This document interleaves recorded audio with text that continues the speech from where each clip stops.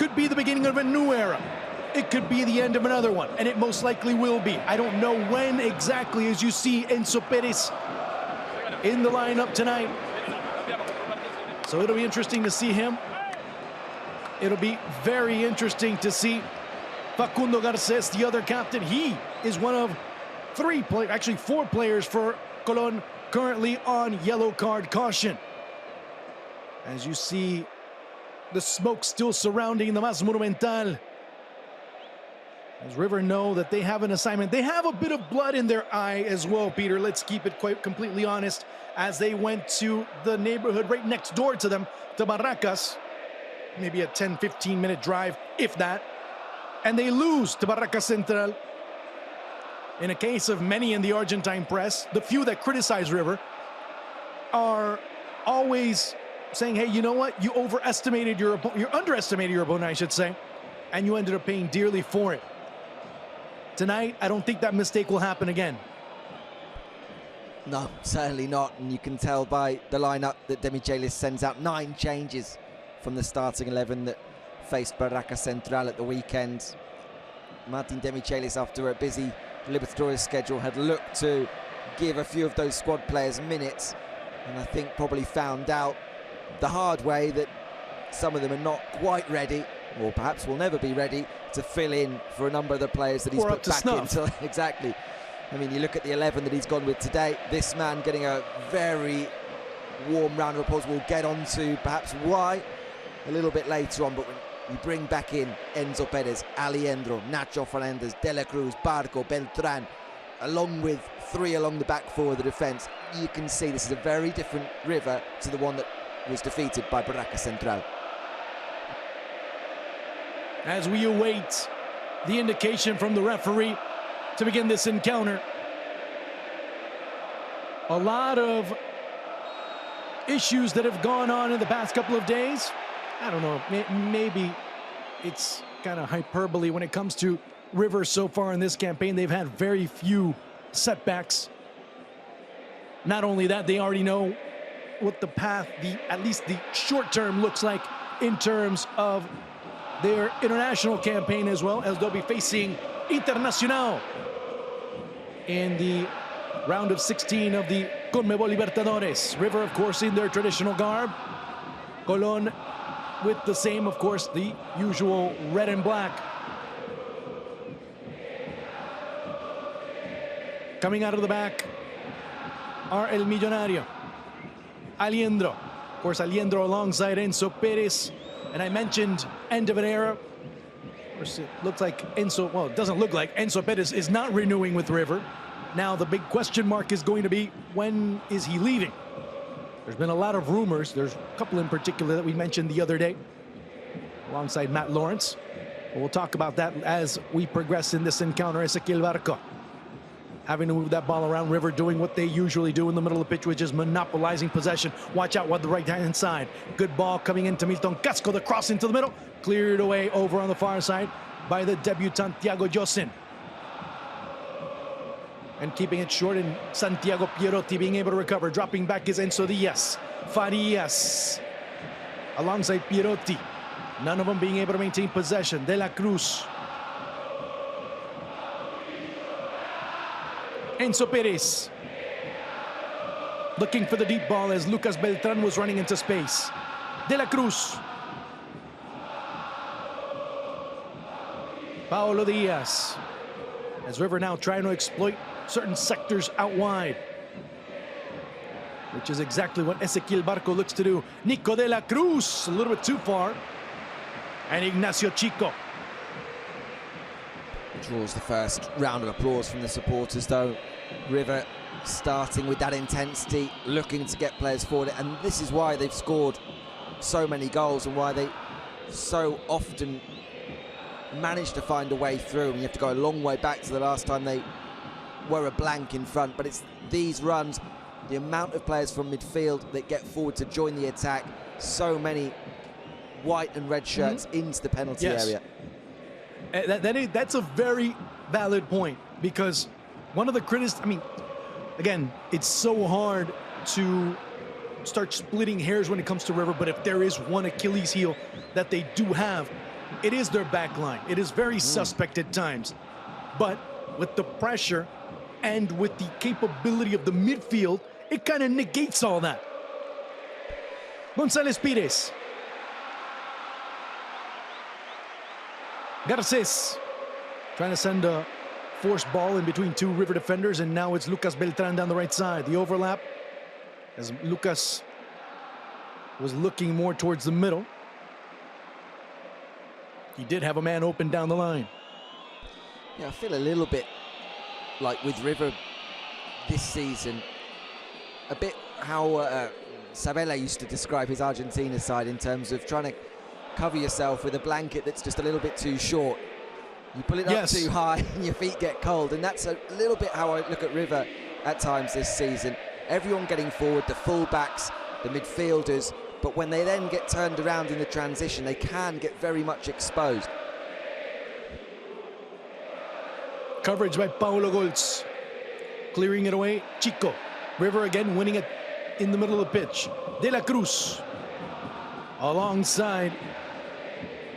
Of course, it's Enzo Diaz.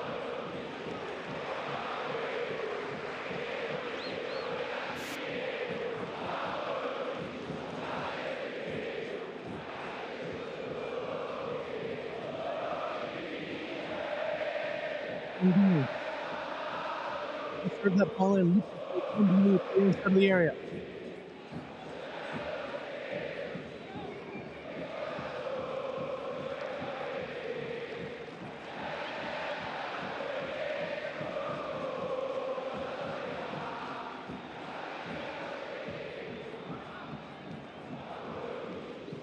And you see how they just connect passes, but Colón staying very true to what their objective is right now, to be able to take some point, or at least a point, back home to Santa Fe.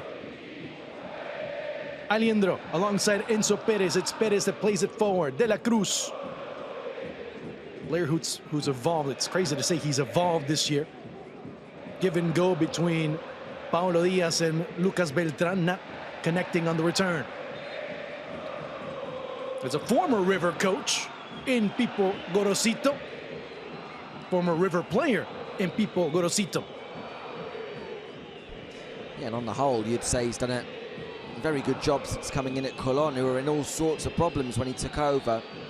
But what you would also say is that they've had far too many draws, the most draws in the LPF, 12 so far this season from their 22.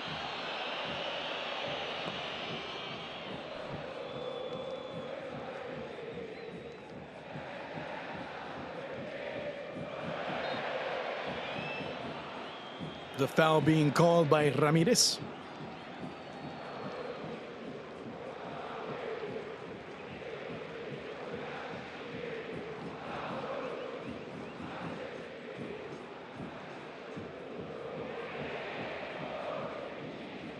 Baldomero Perlaza as the Colombian plays it out wide. Moreira comes up short. Enzo Perez being able to occupy and patrol in the middle of the pitch. Lucas Beltran losing that battle to Paulo Goltz, playing it outside to Thiago Josin. Deep ball, Josin looking for Santiago Pierotti, a little bit too far for Santi. Big night for the 18-year-old Josin, making his debut. First time called up to the matchday squad for this game and thrust into the lineup from the get-go against Ríver Plate at the Monumental. Yeah, nice way to debut, right? I mean, it's nice, but you know, when you face that moment, when all the lights are on you, it ends up being kind of interesting there.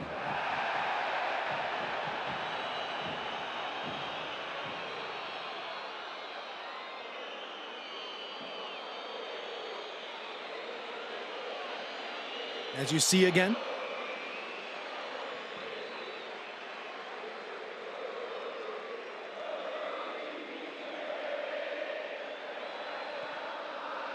although it's beginning here at El Monumental, be quiet so far.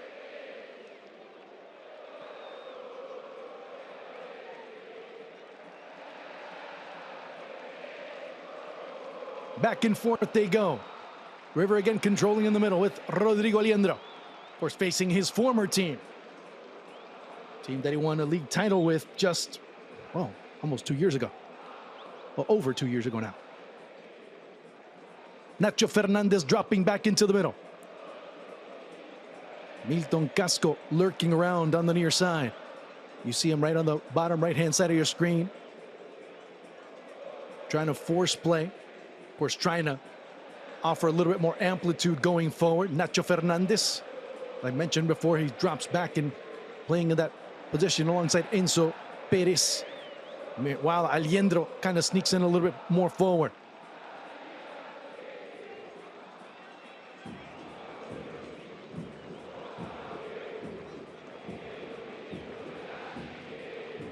Casco making a run down the near side. Here's Aliendro.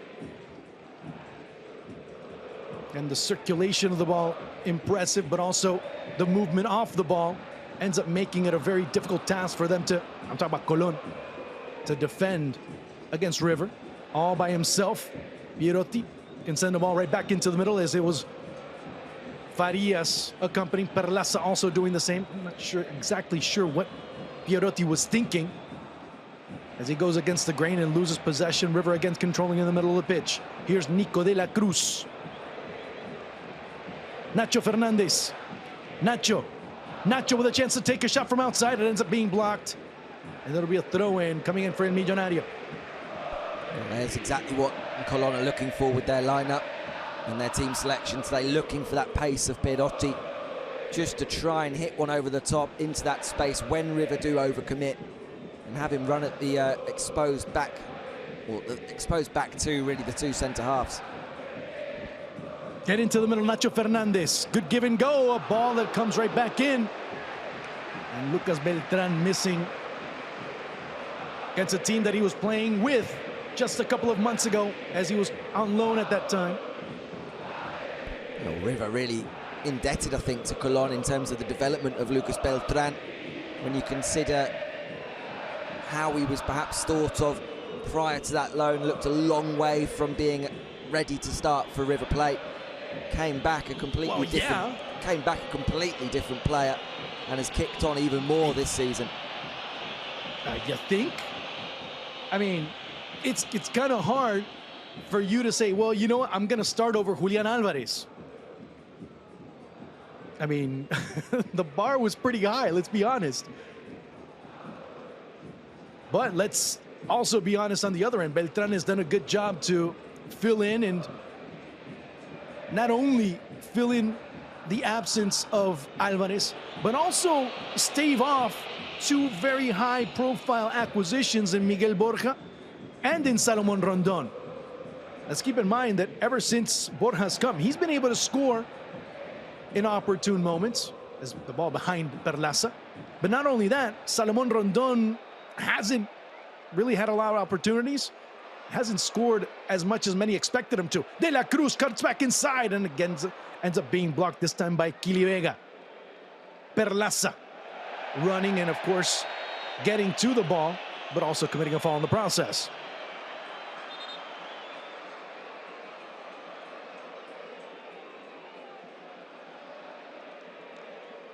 As you see, of course, the infraction, quite obvious.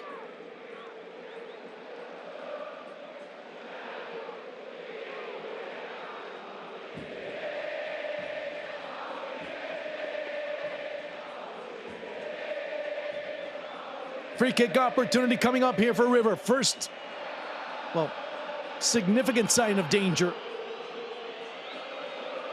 And Thiago Josin complaining about his foot. Not exactly, is it his foot or his ankle? I'm not exactly sure.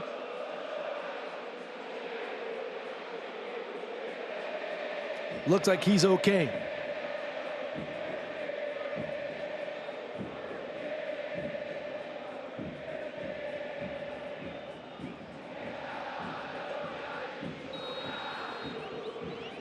As it'll be Nico de la Cruz. Lots of space out front. The shot that ends up being missed just wide by Ezequiel Barco. Colón not quite switched on to that, and Barco taking that position centrally, just waiting for it to be rolled across, and the visitors a little slow to get out to him.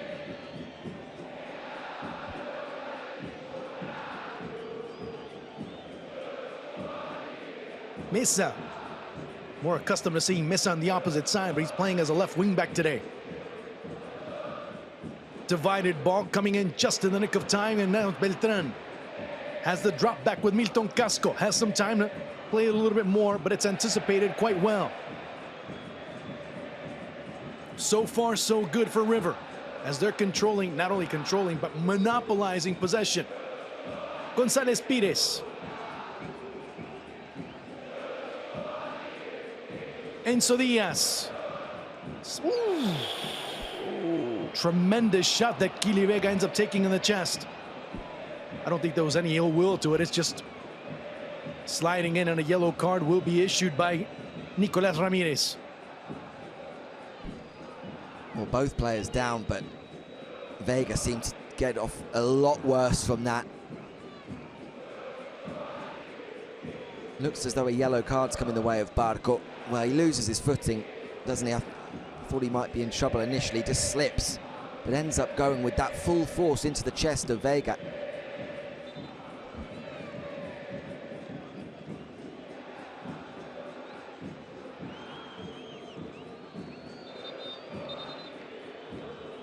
Vega, well, looks like there'll be medical attention given, and Ezequiel Barco will be the first player booked tonight.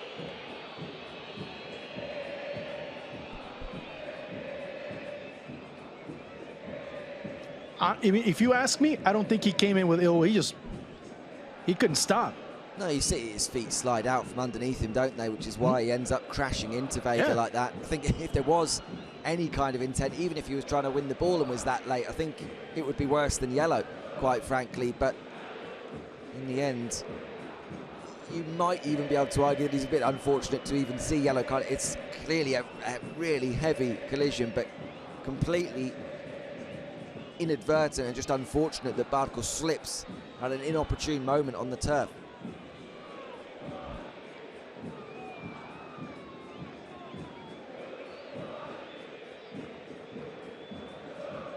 As the Mas Monumental. Of course, what are we in July, right? Yeah, we're in July now. So we're 2 months away from Argentina officially beginning the defense of their World Cup when they face Ecuador here at this same stadium.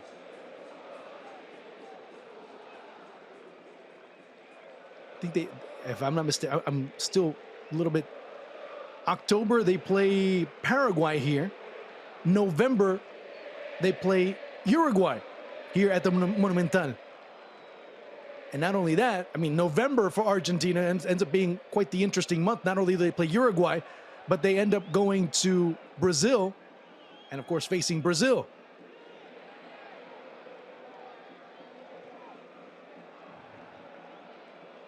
Rodrigo Aliendro. Ball that's intercepted. Colón have looked quite steadfast on defense as of right now. Reason why you see River being very patient and methodical in the movement of the ball. Paulo Diaz. Enzo Pérez. Enzo Diaz. Barco.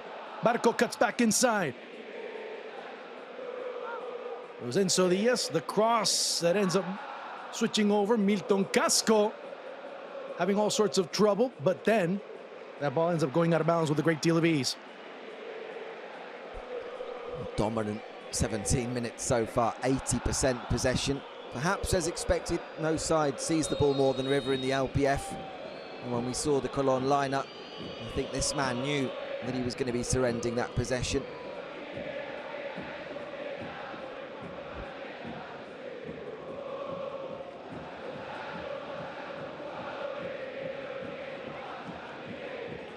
Enzo Pérez. As we start to progress in this first half, already 18 minutes in, still no score. And as you mentioned earlier, Peter, a big moment for River, especially with San Lorenzo only getting a point out of Avellaneda. For them, it ends up meaning more going into Bajo Flores to be able to get a victory. Maybe not even that, because tonight a victory basically assures them of at least a playoff. As Nacho Fernandez goes to ground and we have our second yellow card of the match. And I think if it was on Garces, he won't play the next match. Yeah, I think it is. So as you say, the centre-back will indeed miss the game against Belgrano on Monday at home. Ball that's, again, moved around with a great deal of criteria by El Millonario.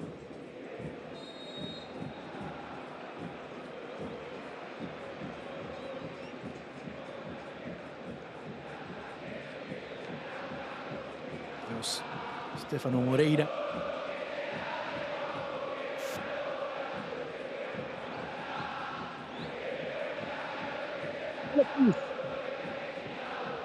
Continue to press on the left side. Look at letting it go. Stay alive.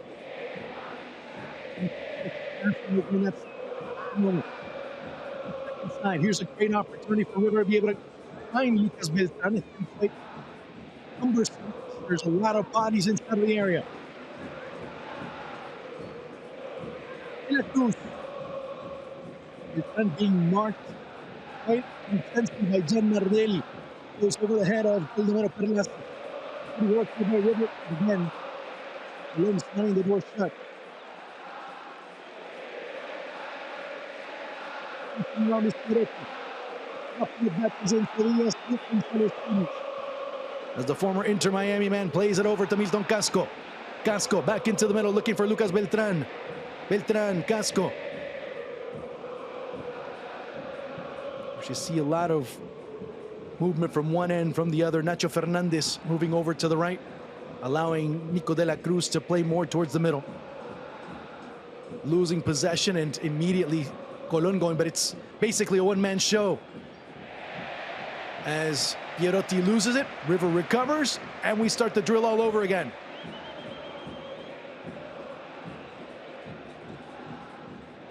Nacho Fernandez again moves, shifts over to the middle of the pitch. That's where he gets the ball. As the former Atlético Mineiro man, looking to see if he can make a difference. Enzo Diaz, Lucas Beltran, he cuts back inside, it could be a great opportunity, gets blocked yet again.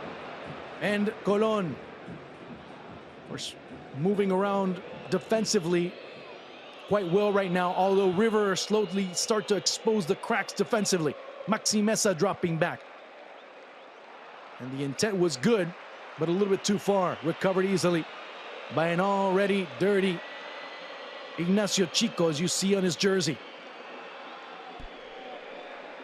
It's a difficult one, this, for Colón, because they're obviously caught almost in two minds of how defensive do you want to get, because at the moment, by just leaving Perotti there, all they're doing is simply gifting the ball straight back to River Plate. And as you said before, Juan, like that? Starting again, exactly. So wave after wave of attack.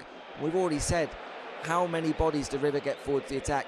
You have to go a long way back. And you see how many bodies they have to drop back. Yes, you're right.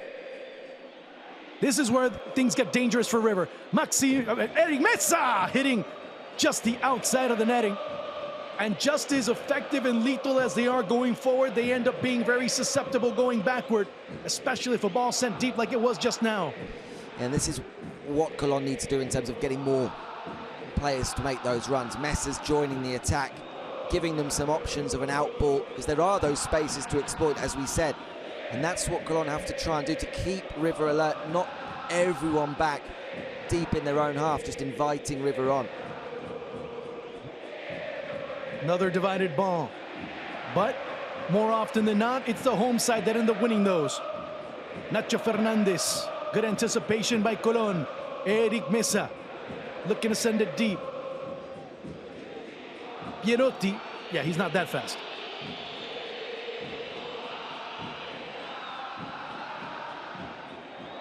The last time River failed to score in a game, 32 games ago, when they lost 1-0 to Talleres back in September of 2022. So just goes to show how difficult it is to try and hang on at 0-0 in the hope that you might nick something.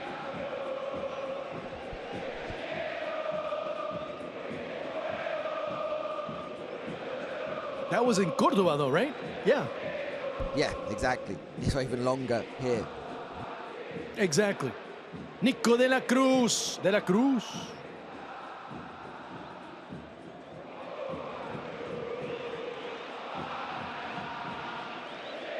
No, they haven't lost since February. Last time, yeah, they haven't lost since February here at El Monumental. Beltrán, that was a 2-1 defeat at the hands of Arsenal. De la Cruz! Ignacio Chico. Yeah, and it's worth pointing out as well, when you look at that defeat to Arsenal as well, since that game in the LPF, they've not just been unbeaten, they've won every single game. And when you consider that with Colón, who, as I said, for a long period under Gorosito, themselves went unbeaten, but so many of those games were draws. What Gorosito's done well is make Colón much more difficult to beat than they were. What they've still really struggled with is scoring goals. River, since that defeat, have just been able to pile in the goals and keep on winning games here at home, at least. Actually, I take that back, Peter. Remember the match I was mentioning about Talleres, that was in September of last year. They won here at El Monumental. It was a goal by David Ortegoza in stoppage time. Now, of course, they also lost in Córdoba as a handball being called by the referee. But it does also prevent from a potential counter from developing.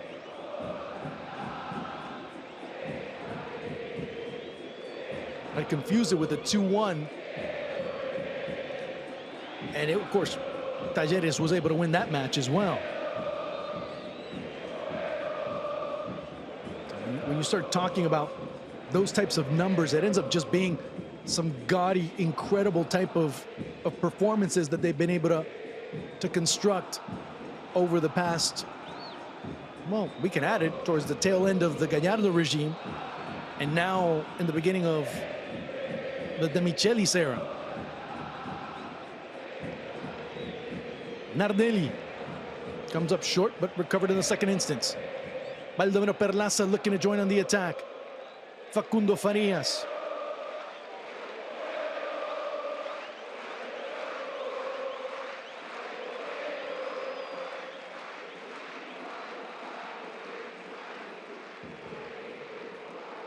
Then trying to advance a bit more. This time as Garces that joins the attack.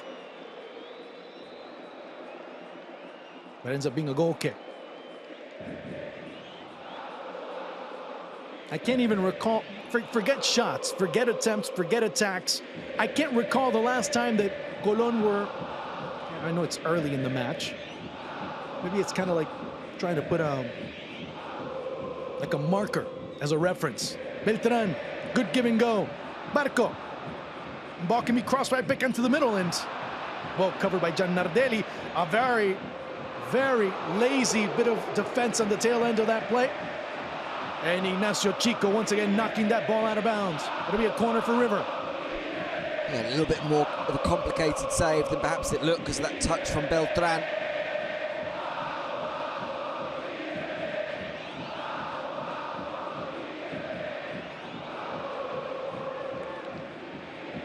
Josin, again, signs of a debutant right there.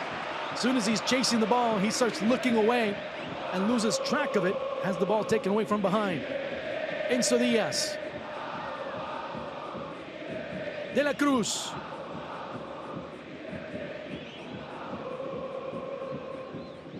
González Pires.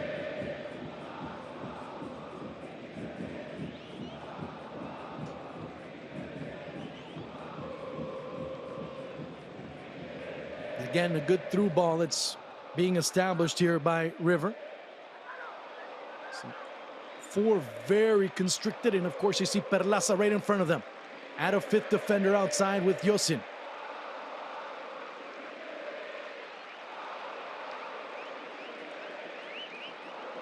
Looking to send that ball in. Finding Beltrán, just a little bit out of reach of the intended target. De la Cruz overcommitting. Kili Vega. All the way back to Chico.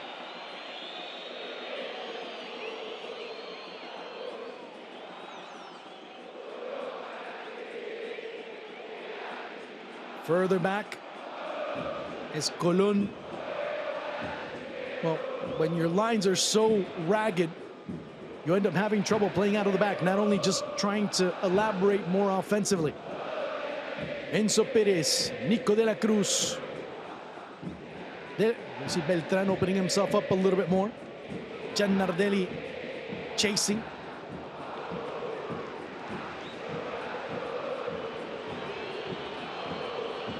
Jossin might be struggling here. You just saw that mistake before, but I think he may have just gone down again. He's still limping there from that chance before.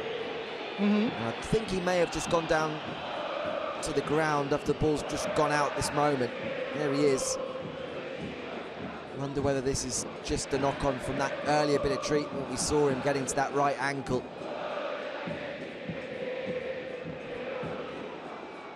It's a shame. I mean, you always feel good. Oh, look who's there, Pablo Aimar.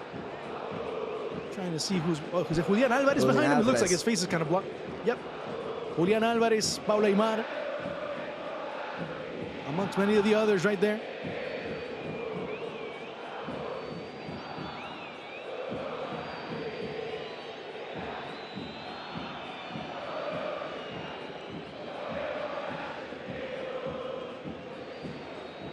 As Pipo Gorosito looks on.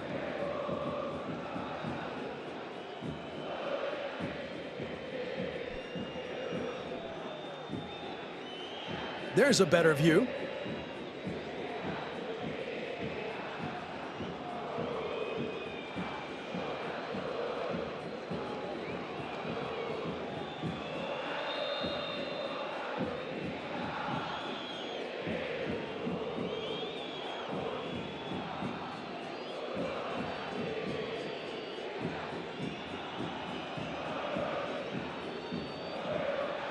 So we're back and playing again here at the Mas Monumental. Still scoreless alongside Peter Coates. I'm Juan Arango. It's a pleasure to be with you as we continue our coverage of the Argentine LPF. Nico de la Cruz. Nardelli going in and converging and finally clearing that ball away.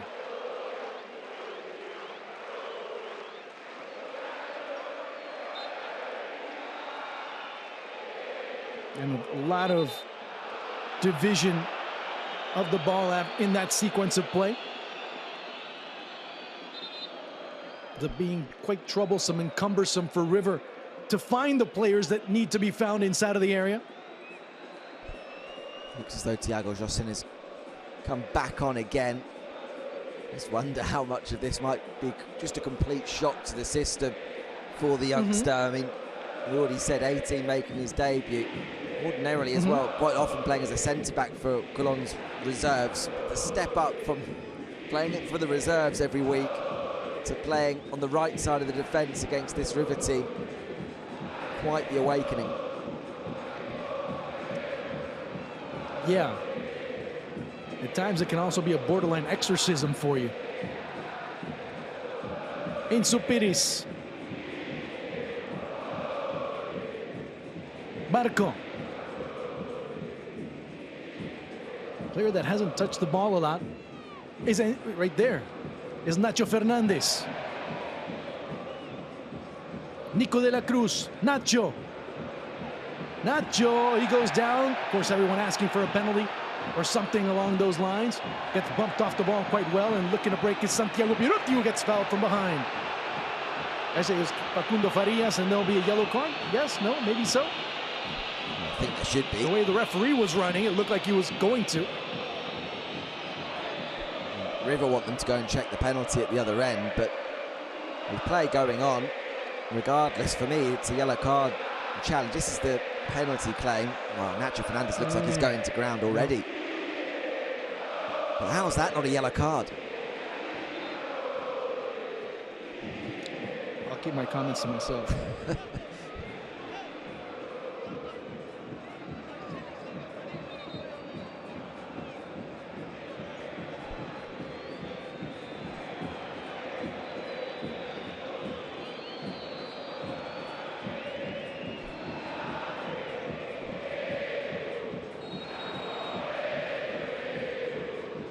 Pipo Gorosito looking on.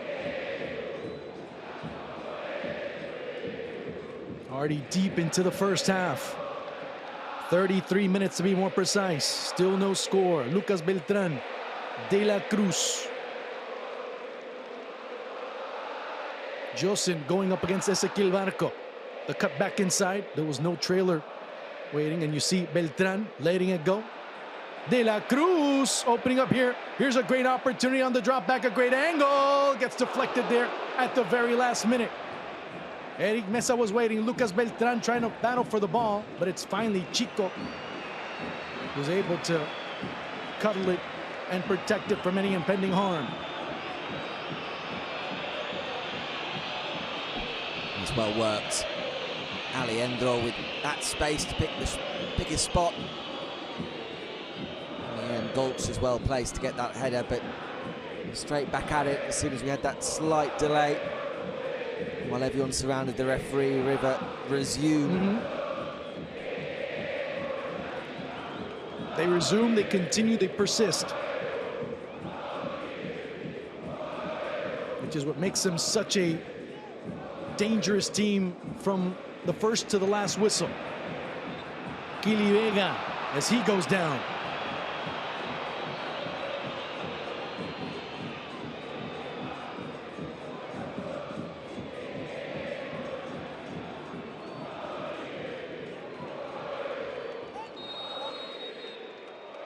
And of course, when I said the players that need to get the ball inside of the area that aren't, one of them that I was mentioning was Nacho Fernandez, who was getting the ball less than Lucas Beltran. And that ball right back into the middle by Colón. And that, ladies and gentlemen, was the most sustained bit of offense that Colón have had the entire match up to now. Good work in the middle. Trying to switch it over. Mesa continues to push forward. And that should be a goal kick. And it will be. Neat stuff from Farias to spread the play, looking for Mesa. Casco does enough in the end to get back, but two full-backs playing out, not necessarily out of position, but certainly on the side that we're not necessarily used to seeing them play. Casco on the right, Mesa down the left.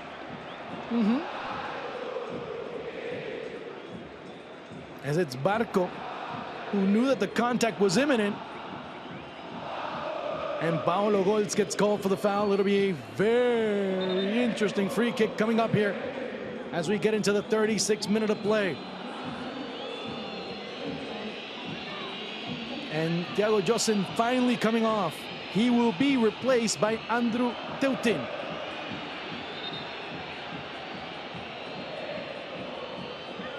Which leads to my question, Peter. Is that information?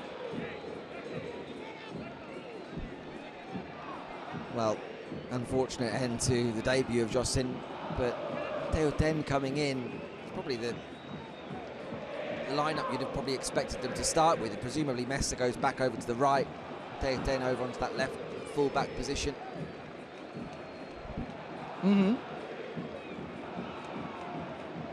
It'll be Nacho Fernandez.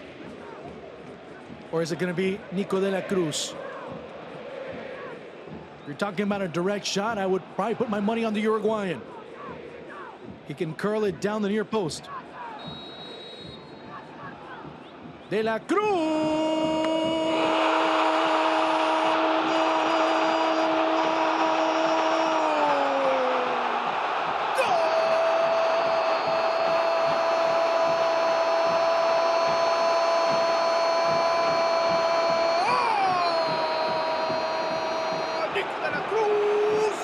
Makes it 1-0, and you knew it was coming. You thought it was coming. You just didn't know how it was going to. Paper, scissors, rock, they can get you anyway. And that's exactly what River do on this particular play. 1-0. What a stunning strike that is from De La Cruz. We know he's capable of it. Perhaps we haven't quite seen enough of it during his time at River. Now, was that celebration a bit of a farewell from Nico De La Cruz? Strongly linked with a move away from the club, but he's certainly enjoying his time at the Monumental of late. A goal tonight, a goal against Defensa Justicia, a goal against Instituto, all in front of these supporters who are absolutely lapping up the performances of the Uruguayan of late. And now they start cheering, and now they're celebrating a bit more because they know that they have gotten one step closer to that title. What's going on? As someone's going to get sent off on the Colón bench. Someone, yeah. It wasn't Pipo Gorosito. That Jorge, no, I didn't see exactly who it was. I saw just a few bodies. So it was Jorge Borrelli that was sent off, Gorosito's assistant. So River now with a 1-0 lead, a deserved 1-0 lead at that. And it basically now, I mean, not that it wasn't going to happen or it wasn't an eventuality, but it basically gives San Lorenzo zero chance to win the league title now. Although, as I said before, mathematically, that was basically almost an impossibility now.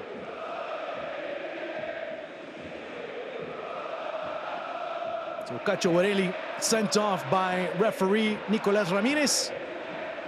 And River now find themselves with a very comfortable lead. How comfortable, you ask, Peter? Well, compared to San Lorenzo, 11 points. Compared to Talleres, 12. But of course, Talleres still have to play a match. And depending how that match goes, River could win the league title this coming weekend. Nacho Fernandez.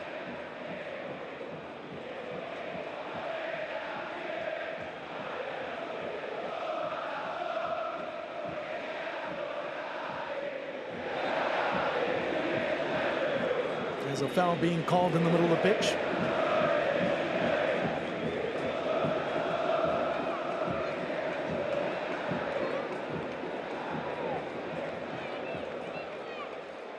Now you can find a bit more breathing room. You can be a bit calmer. Now you can try and finish off your opponent by 1,000 paper cuts. But again, that ends up being the more methodical and long-term ruthless aspect of this River side and what Martín de Michelis is looking to implement.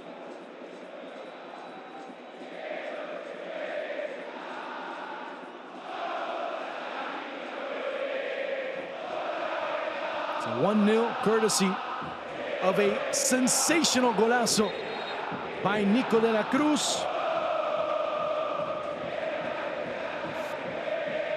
Opens up 37.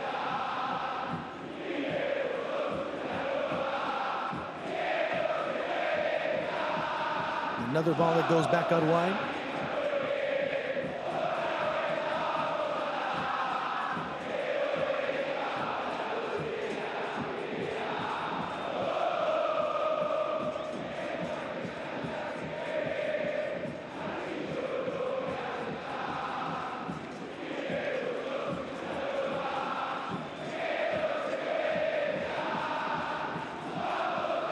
Paulo Díaz.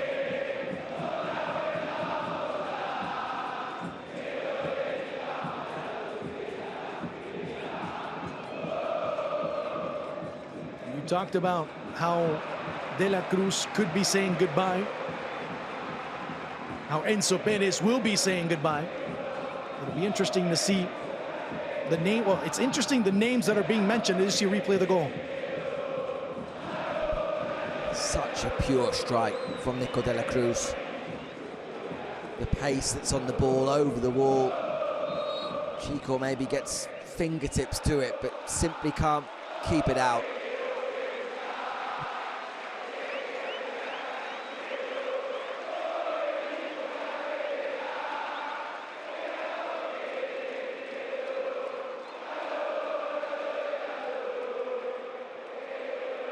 As De La Cruz Another deep ball, this time looking for Lucas Beltrán.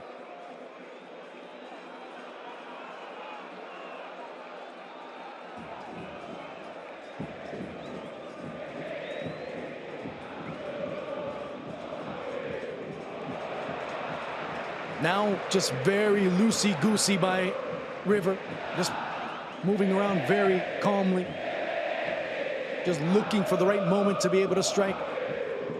Paulo Diaz, back to Nico de la Cruz, and who scored his 34th goal with River in his career. Enzo Diaz, de la Cruz, Beltrán, a little bit imprecise on the pass, as 3 minutes will be added on by the referee.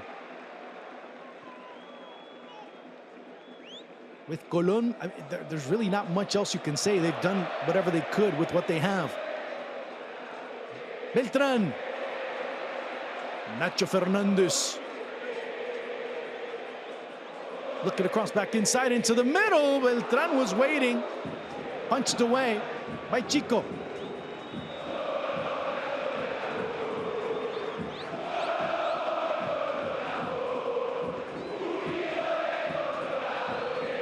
All the way back. Aliendro.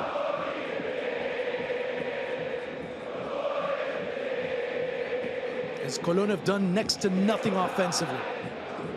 It's been a Herculean labor, a Herculean effort put forth by El Salvadero from a defensive standpoint. But there needs to be more. They just don't have it. De la Cruz.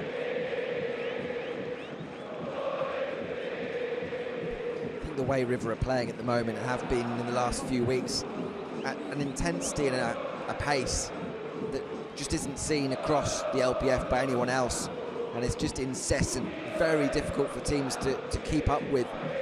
They set up as defensively as they like, try to get players back and keep as organised as possible, but it's just an inevitability about River at the moment, particularly here at home in the last month or so.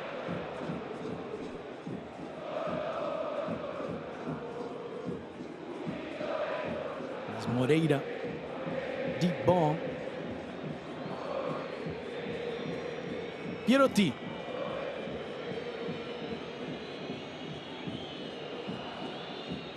No support. Of course, with the pressure, Diaz ends up seeing the ball roll to him. Enzo Perez, who ends up being a very compromising pass, but River being able to get out with no problems whatsoever. Confirming once again that the ball moves faster than the player, so make the ball do the work. Very simple when one says it, very complicated when it comes to the execution of.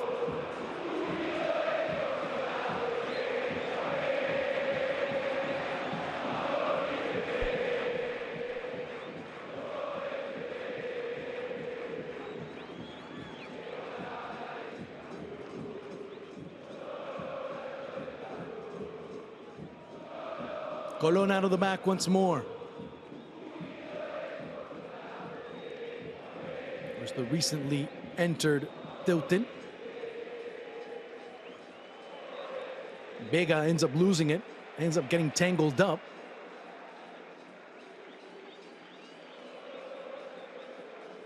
Perlaza. There's a lot of questions I could ask, and maybe the answers will end up being very simple. You can basically I can make it sound rhetorical to a certain extent when it comes to Colón and how they played. Milton Casco making a run. We're just trying to make sure that he keeps Tilton honest. Enzo Perez. Nacho Fernandez. De la Cruz.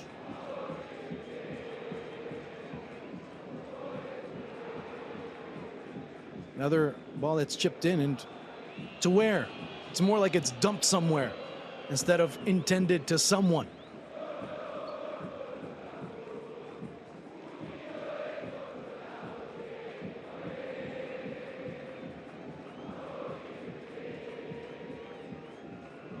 González Pires has the last touch of the first half in what's been a clinical and superb bit of work for River.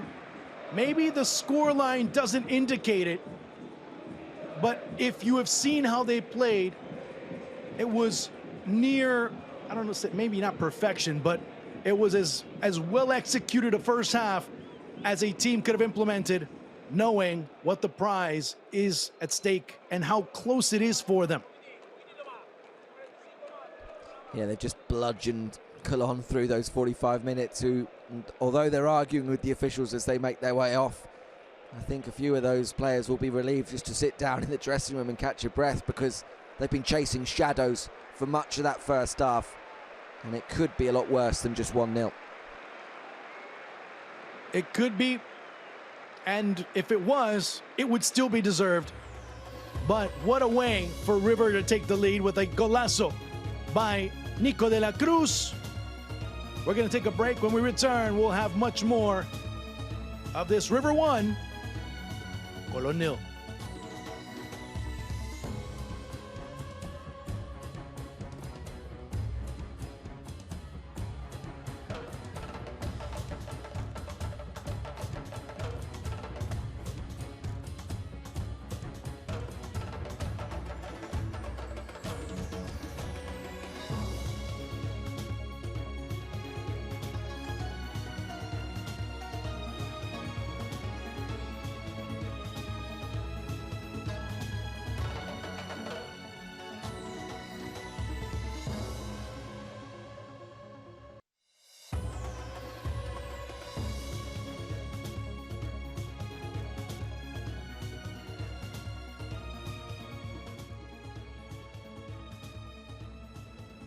Here where River Plate are cruising towards victory. It may only be 1-0, but they've been firmly on top here against Cologne. Niko de la Cruz's superb free kick, the difference so far. Before we look back at the first half highlights, this is what's been going on. Match day 23 in the LPF. Last night, Vélez Sarsfield defeated Lanús by 1-0. Earlier today, Godoy Cruz defeated Platense 2-1 in Mendoza. Banfield helped their chances of survival with a 2-1 win against Tigre. It ended 0-0 between Rosario Central and Estudiantes. It ended 1-1 between Racing and San Lorenzo, which means River Plate's win will extend their lead at the top with only 4 games remaining after this one. Arsenal take on Defensa Justicia tomorrow at 2 o'clock. At 5 o'clock, Boca are in Santa Fe to take on Unión. 7, Sarmiento versus Talleres and Argentinos Juniors against Instituto. And then at 9:30, Huracán take on Atlético Tucumán at the same time as Belgrano play host to Barracas Central. On Friday at 7, Independiente make the trip to La Plata to take on Gimnasia. And then the last game of the round at 9:30, Central Córdoba against Newell's. So, as things stand, River Plate will be 11 points clear of San Lorenzo in second. Talleres, of course, yet to play on match day 23, but River edging ever closer to the title, and of course play San Lorenzo at the weekend. Just depending on results elsewhere, could clinch the title at the weekend. Cologne stay down in 23rd, one of a number of teams on 24 points. Vélez, Independiente, Atlético Tucumán and Banfield now all on 24 points. Only Unión on 23, Huracán on 19 and Arsenal on 17 beneath that cluster of sides. Arsenal, the one team that are already looking somewhat doomed to life in the Primera B next year.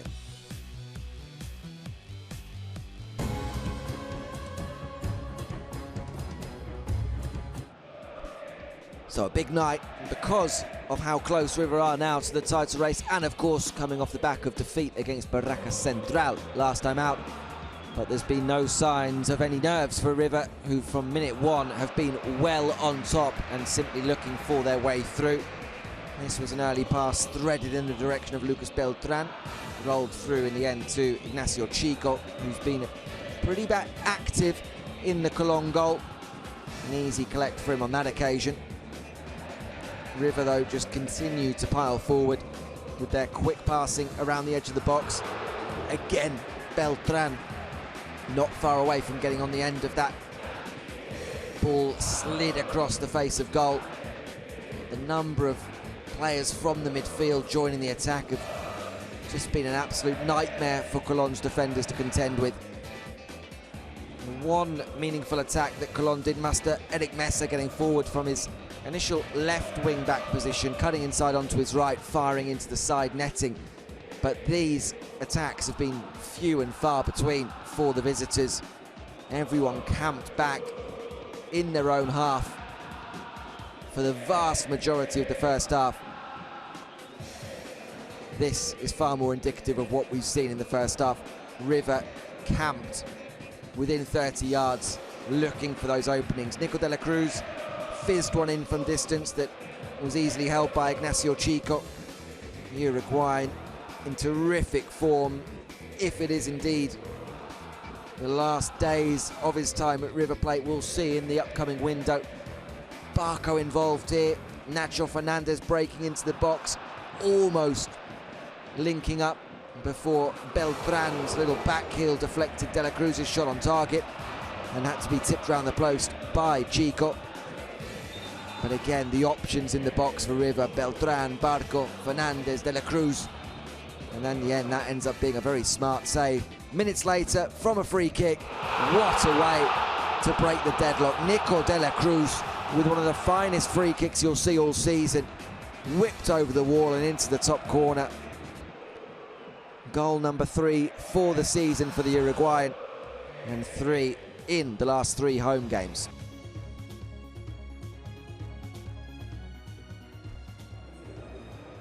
De La Cruz in fine form, River flying, and Colón struggling just to hold on as things stand.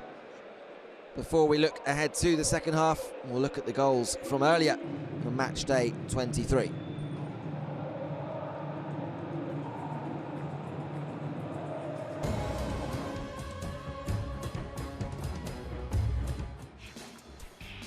We begin last night in the meeting between Lanús and Vélez. One goal was enough, and it was this one created by the brilliance of the teenager Gianluca Prestiani. Remember his name.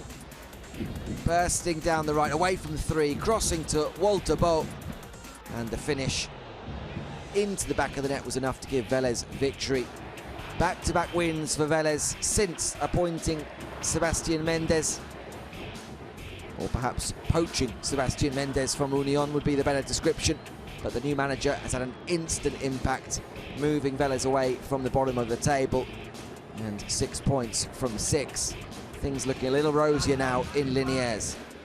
Earlier this afternoon, Godoy Cruz continued their excellent form this season as well. Salomón Rodríguez with the opening goal against Platense after 17 minutes. A superb header for Godoy Cruz's leading goal scorer. Just looping in at the back post. Godoy Cruz up to 7th in the table and pushing for potential Copa Sudamericana football in 2024. Platense will be very relieved just to be playing top-flight football in 2024, given how close things may come. They did get themselves back on level terms through such a message. A good finish after 53 minutes from the nod down. And it looked as though it might be enough to earn Platense a decent point on the road. However, 5 minutes or so from time, Thomas Konechny's cross to the back post found Enzo La Rosa, and the unmarked header sealed it for Godoy Cruz. It's a big 3 points for El Tomba, and Platense will continue to sweat down near the bottom of the table. And looking at some of the teams around them in the table, so too will Banfield, but they picked up a likewise big 3 points away at Tigre. Juan Bizanz scoring the opening goal after half an hour. Long throw not dealt with by Tigre, have badly fallen away, and of course recently fired Diego Martinez, who's already taken up the job at Huracan. Bad mix-up at the back allowed Bizanz to score his 2nd of the game just after the hour mark, making it 2-0 for Banfield. Woeful defending though from a Tigre side who were outstanding in 2022, reaching the final of the Copa de la Liga, qualifying for the Copa Sudamericana, which they're still in, and will be playing their playoff game shortly in just a week or so. They did pull one back through Abel Luciati with 15 minutes remaining, but Tigre unable to find an equaliser and slumping to defeat at home. A damaging one that leaves them down in 19th in the table. The big game earlier today between Racing and San Lorenzo ended one apiece, but Racing took the lead after 21 minutes. Gabriel Auche slotting in front. No offside. Malcolm Braida just playing on Romero as the ball slipped through to Auche. Auche would be sent off not long after that in a game where the officials certainly took centre stage. San Lorenzo did find themselves back level 8 minutes from time when they themselves had a man sent off somewhat harshly after we said Rafa Perez picking up the yellow card, or second yellow card. And so Barrero's equaliser was only that, worth a point for San Lorenzo. Well, with that point, San Lorenzo currently find themselves 11 points behind River Plate as things stand, with River in front here against Colón. The two meet at the weekend in Bajo Flores. Depending on how Talleres get on the match day 23, they're away to Sarmiento tomorrow evening. River Plate could sew up the title in the Nuevo Gasómetro at the weekend. And on their performance today, it's difficult to argue they wouldn't deserve it. Cruising in front of the table and thoroughly dominant here against Colón. And you look at the match statistics, creeping on towards 80% possession, 11 shots to 1 during that first half, only 3 of those on target. But as Juan Arango and I were saying, just the 1 goal deficit flatters Colón, and it's very difficult at this stage to see what else Néstor Gorosito can do. A lull here inside the Monumental as the supporters await for River to reappear. They know their team are closing in on the title, a first title, of course, in the post-Gallardo era, the first one for Martín de Michelis.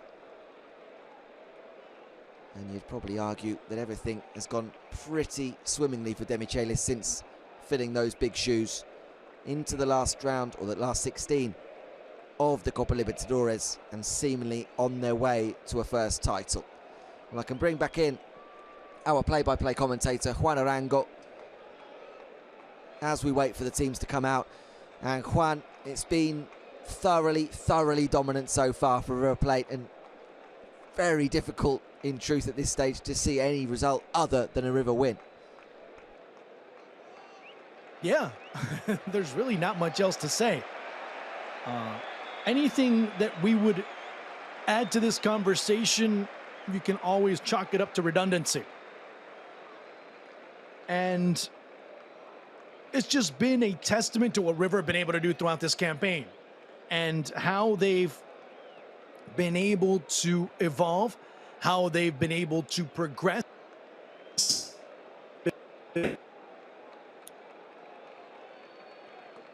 And compared to what Marcelo Gallardo was offering. And a lot of credit has to be given to Martín de Michelis in this whole experiment, in this whole experience. And no one, I mean, if you saw how River started, it ends up being, well, they're going to have their ups, they're going to have their downs, they're going to have some tough moments throughout the season. It's been hardly that. Not saying they haven't had struggles. Now, they've had moments where they've been able to pull out matches and get the results, so that's kind of helped out as well. But overall, their playing style, and you mentioned it as we were pretty much bringing down the curtain to the first half, how River, and you see right there, Julián Álvarez, well, he gets a, or Exequi Palacios, and of course, Julián Álvarez amongst the guests. And it's interesting to see how this has progressed throughout the rounds here in the Argentine LPF.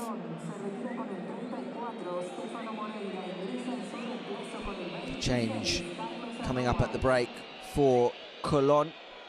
I understand Carlos Arrua is the man making his way in place of Stefano Moreira.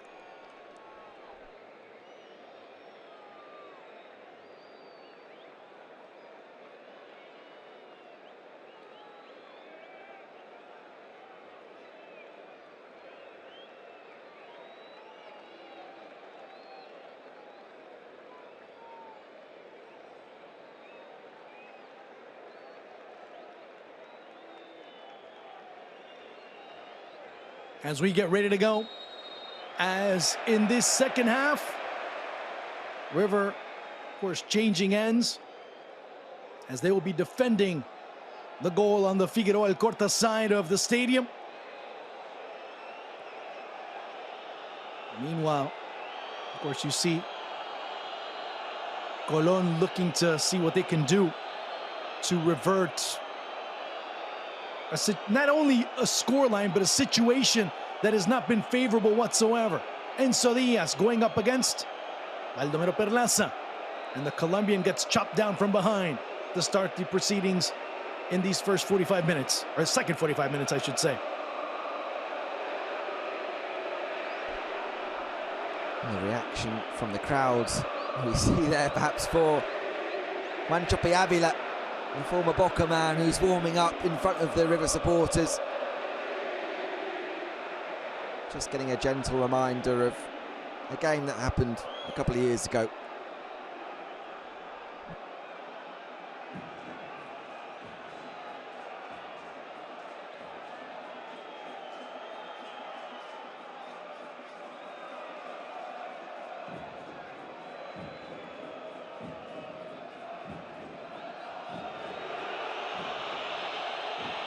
And with that, that attack ends for Colón. And it's Messer again. In the end, he got the first, or the only shot for Colón in the first half. He gets the only one so far in this second.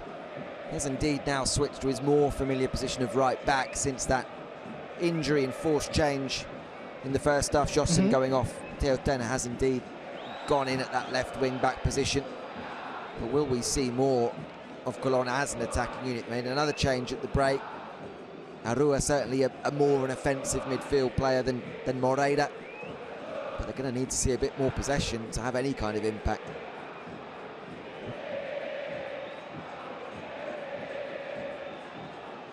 Nacho Fernandez.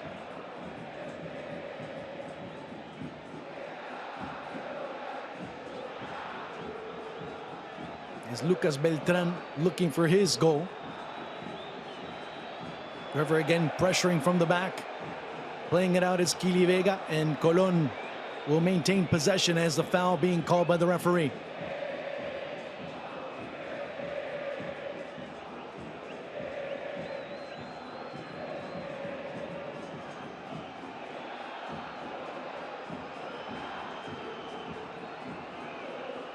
Okay, coach, what do you do if you're Colón? Well, I think if I was able to to really answer that, then I'd be in the wrong line of work. But you can see Gorositos tried to address it to some extent, I think, by bringing in a bit more of a ball-playing midfield player, relying on, I think, Vega and the physicality of Perlaza to do enough defensively, and try and hope that Arrua can bring them in a little bit further higher up the pitch with his passing. But ultimately, they are going to be ceding the vast majority of this possession, aren't they, to River? We know what's going to be coming. I think Colón know exactly what's going to be coming as well. So it's very, very difficult, as I said at the break, to see any other way around. And that's not necessarily something to lay at the door or lay the blame at the door of Gorosito. Which was going to lead to my next question, which was, what line of work were you looking to go into if that was the answer? Was it coaching or guessing the right lottery numbers?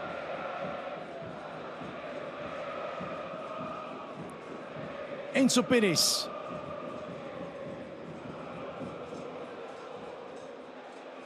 Saliendo alongside Barco, Milton Casco.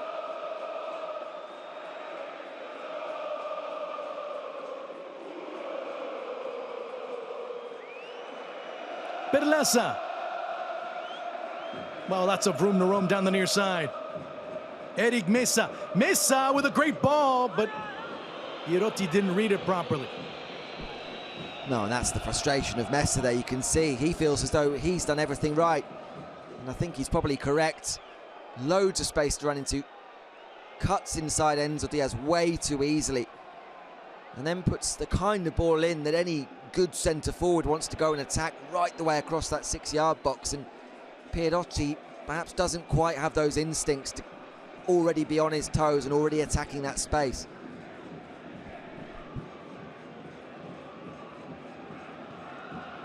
De La Cruz.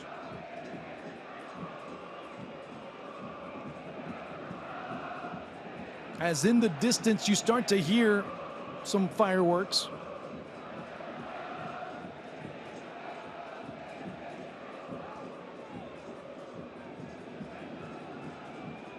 Perlaza was pressuring, but very mild pressure, may I add.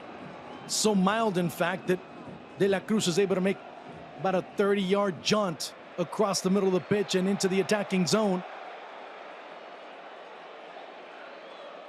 And in that run alone, he ends up leaving 3-4 players for Colón behind.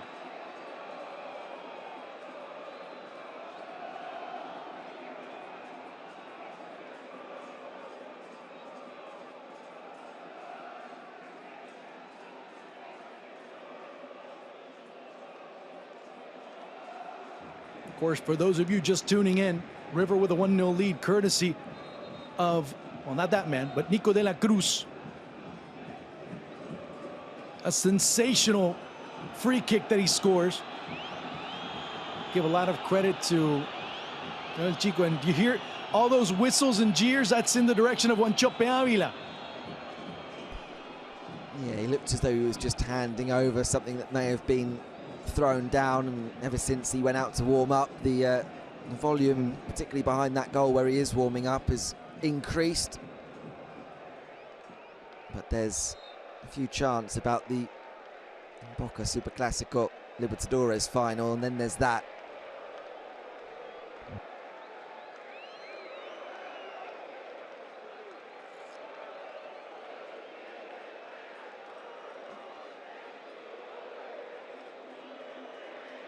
Again, a throw-in.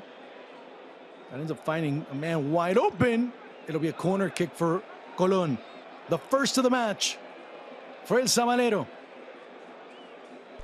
At least we're seeing something different with players like Arrua, who just came on. Exactly, yeah. 7 minutes, they've shown more since the restart than they did in the entire first half. And this is the different profile of midfield play that I was talking about in making that change. Arrua for Moreira. Yes, it might leave them a little bit more exposed, but nothing really to play for Colón. As the ball goes in. Sorry, Peter. And it'll be a goal kick for River. Goal feels as though it should be another corner, I think. He's the target. Much, much better from the visitors early in this second half. And I was just saying that they don't really have anything to lose, do they, Juan? I mean, we're not looking at a Colón side who are necessarily in dire straits when it comes to the drop. Yes, of course, they're one of those cluster of teams in the annual table so far, not too far away, but you'd expect them to have enough quality under Gorosito to steer themselves clear of that over the course of the remainder of 2023, especially with only 2 now relegation spots. Yeah. Beltran, great ball by Beltran. Casco wanted to be a little bit too generous. In my opinion, he had a clear way to at least strike it on target. Absolutely. Maybe a little, like I said, a little too generous on that particular play. Another ball that's crossed in, cleared away by Colón. A more forward-thinking player isn't being that selfless, put it that way. You get that much space, you're taking a shot on goal, trying to get your name on the score sheet.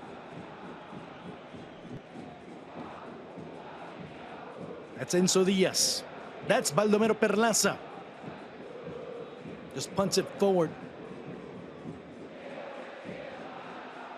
There's González Pires who ends up winning it.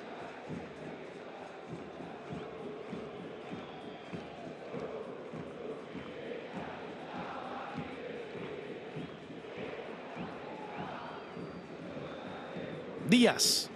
That's Enzo. González Pires.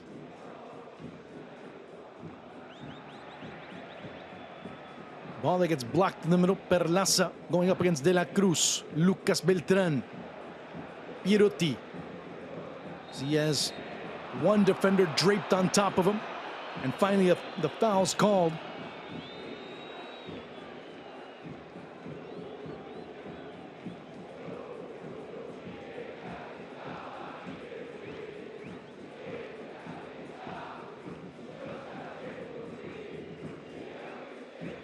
Chico.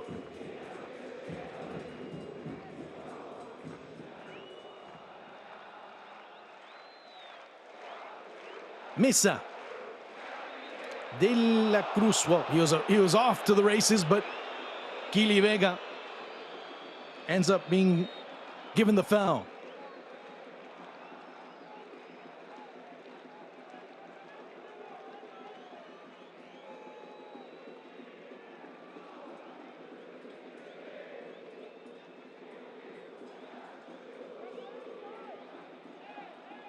River very compact in the middle, saying, okay, you want to beat us? Try and beat us wide.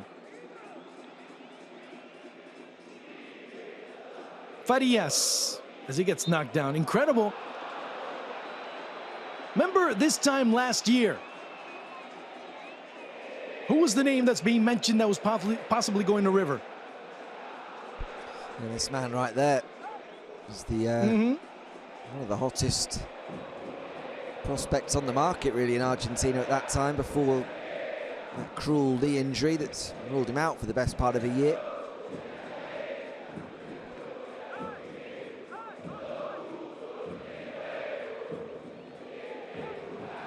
So it'll be a free kick opportunity. Great chance here for Colón to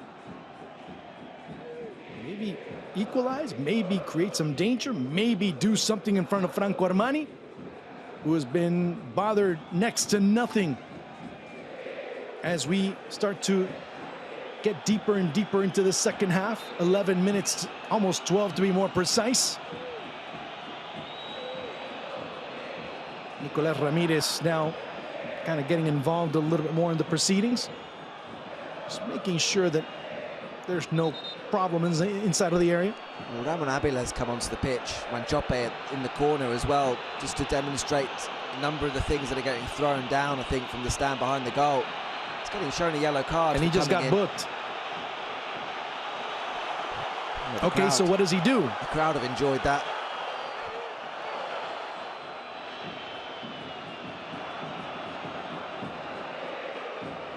So my question is, what does he do? Yeah, I mean, exactly. Well, at least one of the players did something about it, say, hey, come on, stop. What a great look from Nicolás Ramírez to go across, and his first reaction to go and show the yellow card to Wanchope Avila.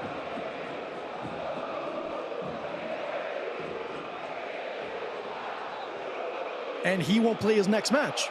He's one of the players for Colón that's also on yellow card caution coming into this encounter. Ball that's delivered in, right to Franco Armani. And they're all chanting in Wanchope Avila's direction. Of course, the chant that has to do about a team that has won 5 titles dying in Madrid.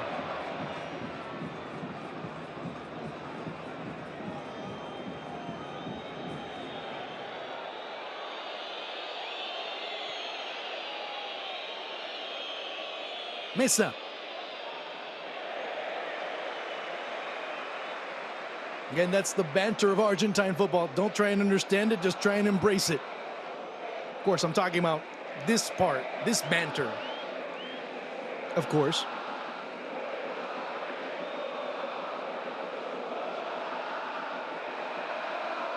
De La Cruz. Baldomero Perlaza. Facundo Farias.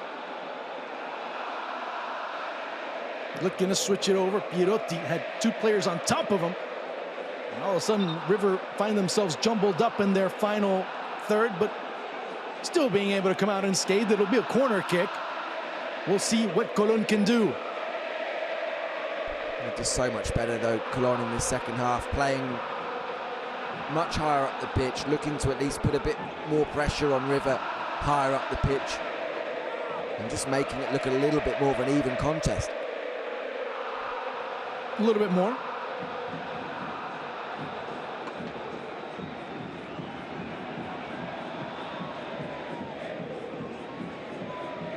Ball that's cleared away. The thing is that with River, with this River lineup, as Barco goes to ground, he was definitely fouled. You can try and even things up.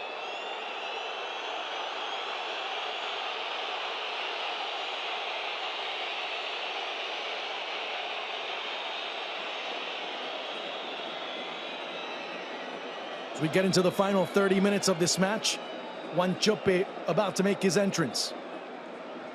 Oof, bit of miscommunication there. That's cleared away. Chico had it. Played quickly. Lucas Beltrán, goal. Goal!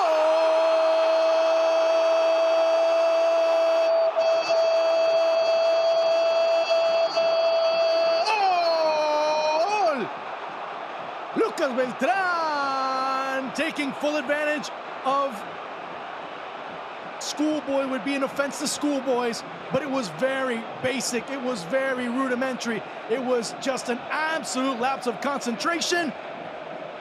As off a throw-in, River double their lead. Yeah, Colón switch off badly, but credit to how alert River are, and credit there to Nacho Fernandez. In that position, no one picking him up, and he just pulls the ball back into the space for Lucas Beltrán to easily tuck the ball in at probably the best time in the game for Colón, and they now find themselves 2 down. Double figures now for the season as well for Lucas Beltrán. And the face on Pipo Gorosito says it all. It was just extremely poor defending. What, I mean, okay, it gets, as you see, Juan Chope Avila coming on. He replaces Santiago Pierotti. For a second, I thought they were going to check on VAR. I'm like, checking what?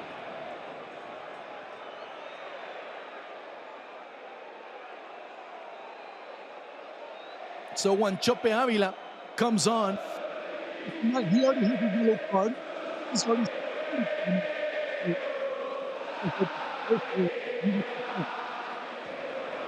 deep, but very low, unthreatening, to say the least.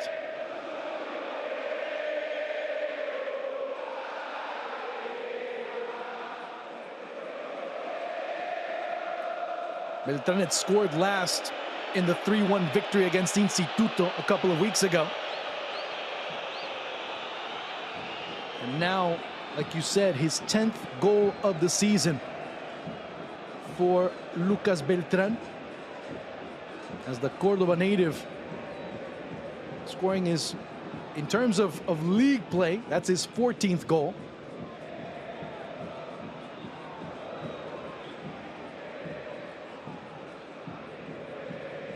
His 22nd goal of his career with River.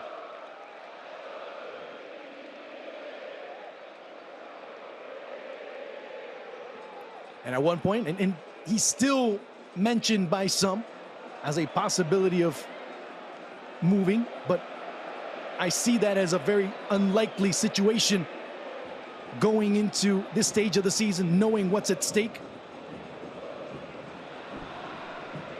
Yeah, likewise. I think now establishing himself as the main man at the point of the attack for River, it would take a lot of money, I think, for River to give up Lucas Beltrán. I'm not sure the kind of money that the club will actually come in and offer. We heard rumours of an offer from Germany, from Freiburg, of $10 million in recent weeks. And that's certainly not going to be enough to tempt River at this point. And of course, for De La Cruz, there was rumors of him going to Flamengo. Yeah, it's going to be a fascinating window, isn't it, for the comings and goings at River and yeah, Boca, but I don't. course. They're not going to let him go. No, yeah, they're not going to let him go in the middle of Libertadores. No, you wouldn't think so. Especially to a team that can potentially be a rival of them. I know that Boca's on the other end of the bracket. I think they might end up meeting, I'll double check that to make sure, that they might end up meeting Flamengo in semis. They both get to that point.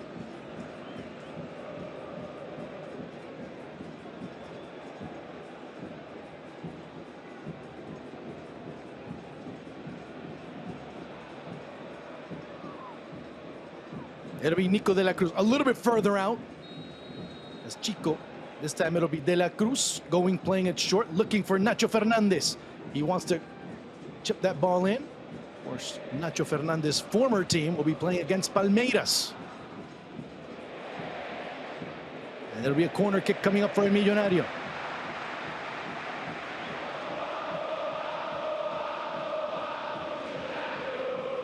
Indeed, they would end up meeting if Flamengo and River end up advancing. They would end up facing off, although they would end up facing off in semis.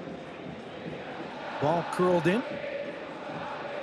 Chico, although for River it's not easy. Internacional is doing relatively well. Atlético Paranaense also playing rather well. Actually, Atlético Paranaense at one point tonight, or they actually are losing to Flamengo currently in Copa do Brasil action. They were beating Flamengo at one point, but Flamengo were able to come back and take the lead. Of course, that match being played at Maracanã right now. Juan Chope Ávila, well, not going to be a player that moves around a whole lot, but trying to make himself ever present.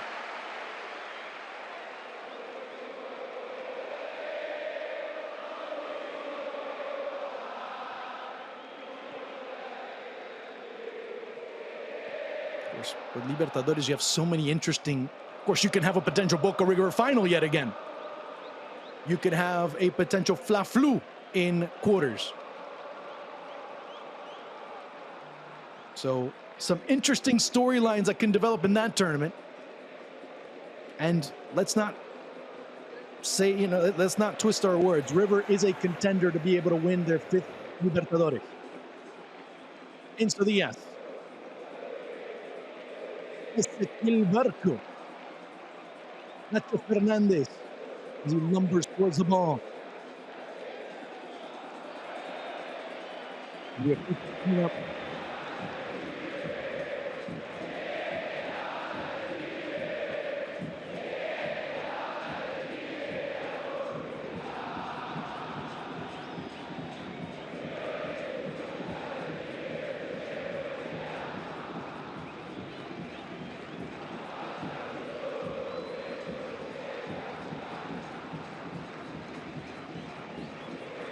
So Franco Alfonso coming on. Santiago Simon will also make his presence. I'll give you who's coming out in just a second. De La Cruz! In the way it was, it'll be coming off. Coming on will be Franco Alfonso.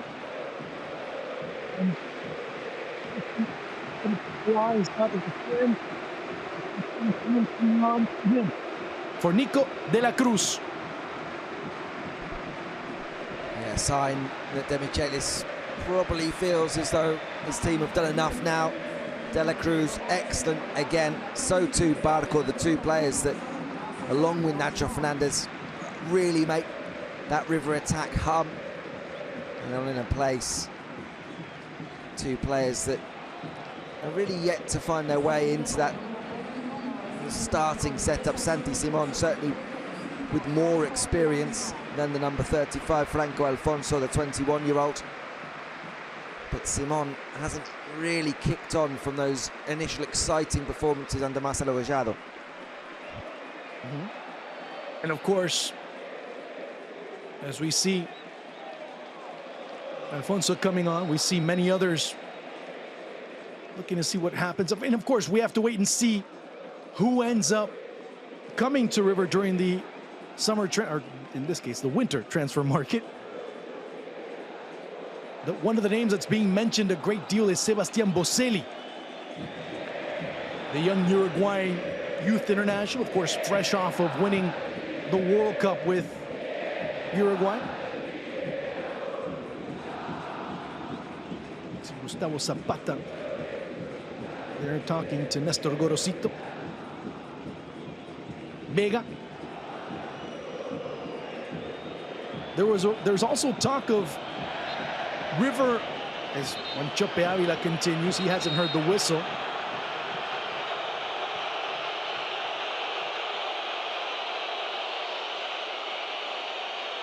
One thing's for sure, we know that Ramiro Funes Mori's on his way, looking to return to River.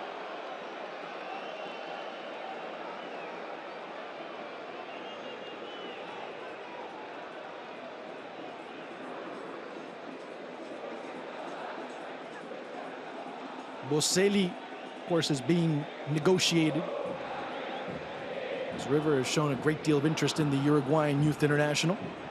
Perlaza winning a good ball, but it gets away from everybody else. And of course, the name that starts to emerge now is Facundo Colidio.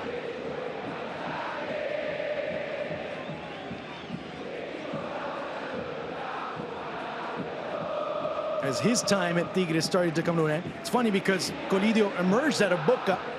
Boca sold him to Inter, and he started to emerge in the Primavera over at Inter, but of course never was able to get past that. So he ends up going to Tigre. Of course, at Tigre he was able to shine until recently. Of course, makes it much easier when you have a player like Mateo Retegui, who is also most likely leaving after this tournament. Colidio finding good switch here by Colón at the centre of a lot of that speculation now with Boca linked with bringing him back to La Bombonera. Yes. At the same time, and it was just a day or so after the story that Toluca were apparently having everything set with Inter to take him to Mexico. So we wait to see whether or where Colidio is going to end up in the next few weeks.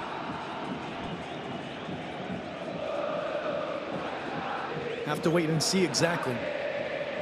As of course both Boca and River looking to fortify themselves, and I think if there's two teams in South America that could, I don't know if end the hegemonic presence of Brazilian football in Libertadores play, I think the only two that could probably somewhat come up and do it are Boca and River. Yeah. Maybe more at this stage, more River than Boca, but still the way tournaments play out and the way things are, you can have a series of runs where things can go your way.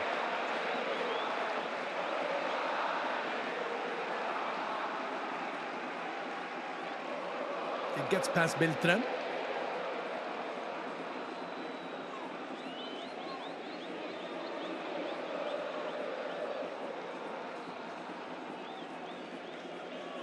I mean, there's been teams like Barcelona that have challenged, but never truly caused any dent in that era of Brazilian dominance.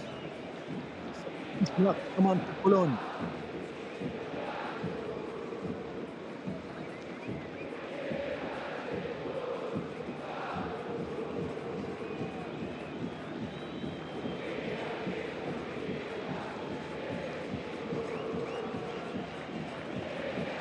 Matias Craneviter about to come on, as is Jose Paradela. With Craneviter, now you start to have an idea as to who's coming off, and there will be a tremendous ovation for him. Waiting to see who comes on for Colón.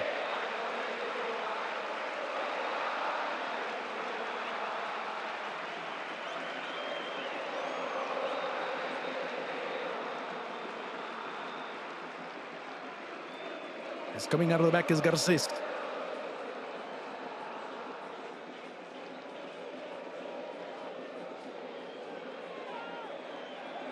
Actually make it 2 as far as the ovations that are going to occur. And neither Perlaza, well, much less Wanchope, and to a lesser extent Toten being able to get to that ball. All 3 of them missing.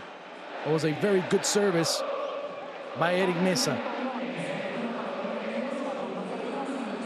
And Pájaro Benítez coming on. He'll replace Facundo Farias. Farias still coming back from that injury. Another substitute, or another start for him today, but certainly not quite ready to do 90 minutes. So the sub's about to come on for River. Listen to the fans right now.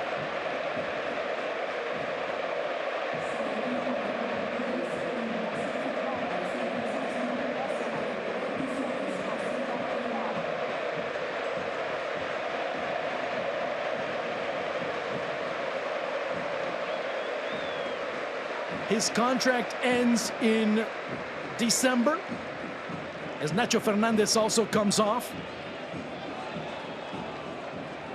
He was replaced by Jose Paradela.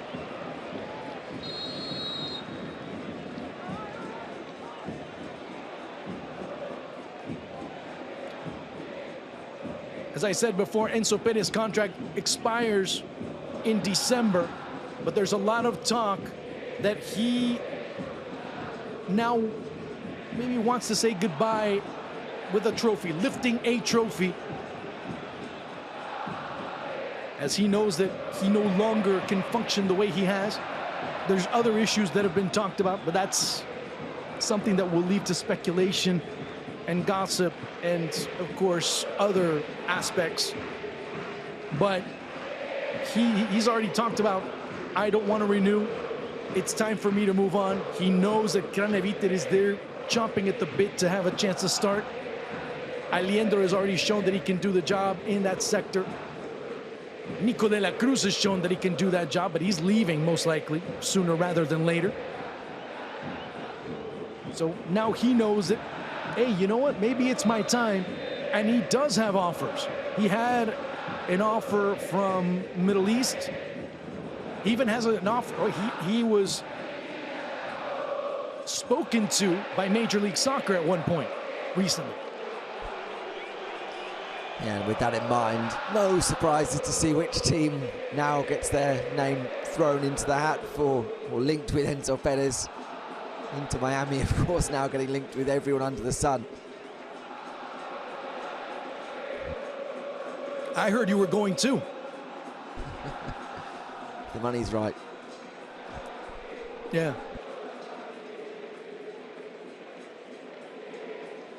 Enzo Diaz charging forward.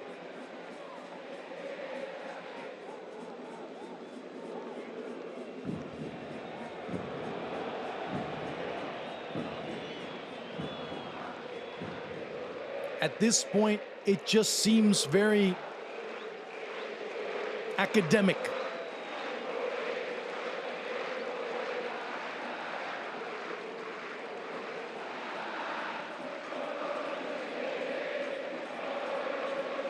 In terms of who's going to win this match, in terms of who is going to get the 3 points, and that kind of sets the scenario perfectly for this coming weekend when River go to Bajo Flores to face San Lorenzo.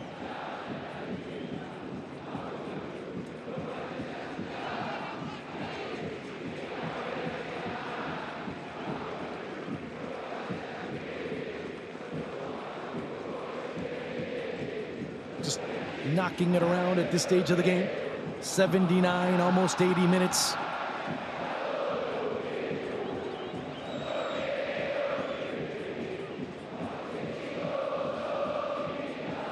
So we've already talked about some important reinforcements coming in.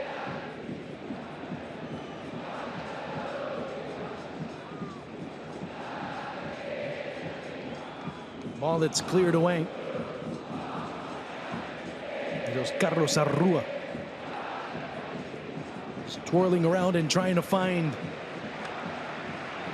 the possibility of maybe adding a third, just to add more to the Roman circus. Ball that's sent in deep, but it skips right to Chico.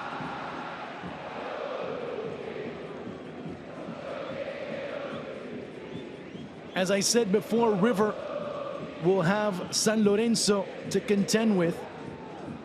We're still waiting on the dates for Libertadores play, and that's later on. It's not for a while now. Of course, coming up in South American play in the next couple of days, it'll be the Sudamericana playoff. So Libertadores is kind of off the radar for many players and for many teams, as, like I said, San Lorenzo then come back here to face Estudiantes, go back to Rosario and face Central. Now, what makes things interesting is July 27th. Why do I say that? Because River will face Talleres here at the Monumental, not at the Monumental, but they'll play. River will be the home team, I should say, in that encounter. So that will be interesting to see how that match ends up playing out.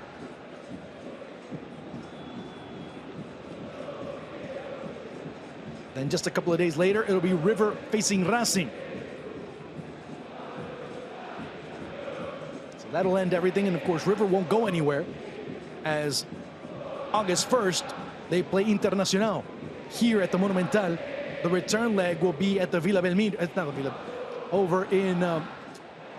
over at the Beira Rio in Porto Alegre.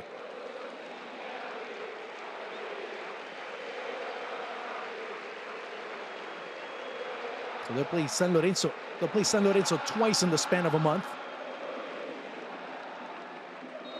It'll be interesting to look at. Free kick coming up. It goes very close. The idea was good by Paradela, but just mishitting it.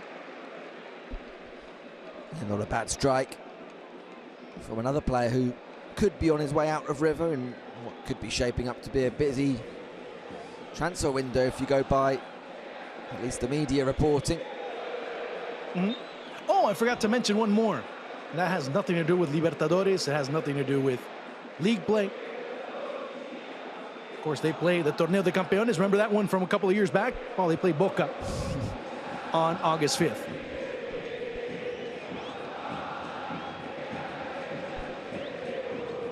This is the opening goal. That free kick strike from Nico de la Cruz. One of the goals of the round for sure. Brilliant, brilliant goal from the Uruguayan. Number 2, Lucas Beltran. As Colón switch off from that quickly taken throw-in. And ever since then, really, this game has looked more like a training session, really. Yep.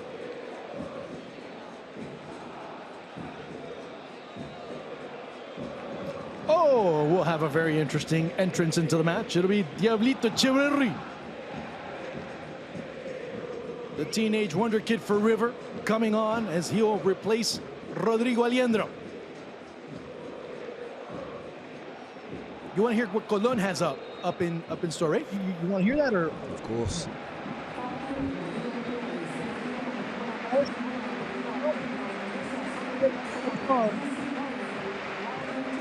That will be the 5th and final substitution for Martín de Michelis. Yeah, so here you go, Colón. I'm sorry, go ahead. 17-year-old Echeverri, as you said, a very special talent, but on for his second appearance. Just made his debut a couple of weeks ago in that 3-1 win against Instituto. Yes, sir. He'll be part of Argentina's under-17s. When the under-17 World Cup is played, where is it going to be played? I still don't know. You might have a better answer than I do. Goals.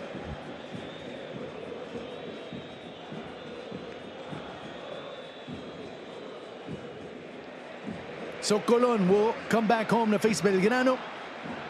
Argentinos Juniors Tigre Lanús. And they'll finish their campaign off on July 29th, or whenever that match is decided to be played. Of course, many matches will be played simultaneously on that day, as Arsenal will host the Sabalero over in Sarandí. And I'll add a bonus one for you. They'll start out the campaign for the Copa de la Liga on at least the weekend of August 19th, when they go and visit Independiente. So they don't leave the south of Buenos Aires, technically speaking, for quite a while.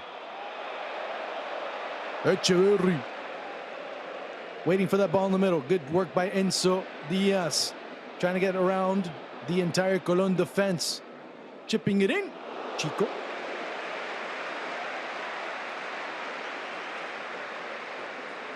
Again, the youngster looking to showcase his talent.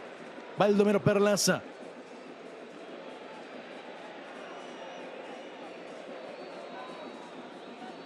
As we're in the final few minutes of this encounter. It's been a formality for a while as we're nearing the 87th minute of play.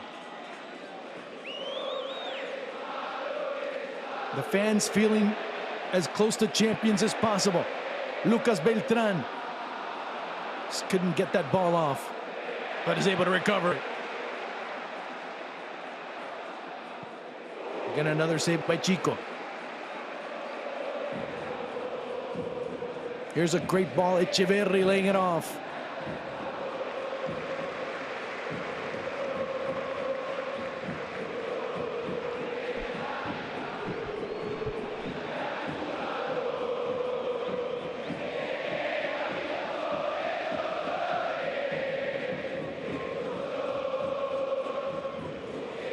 Out of the back, Colón. Of course, at this point, not much to lose. You lose 2-0, you lose 3-0. Doesn't really make much of a difference, does it? No, exactly. I feel as though they have shown a little bit more fight in this second half. They've still been outclassed when River do just turn it up a notch, but at least there's been a little bit more of a back and forth, for periods at least, of this second half since they made that change. Again, pushing forward. Echeverri, that ball goes near his path, but it's easily brought down. And when it's not River pushing forward, another shot from way outside.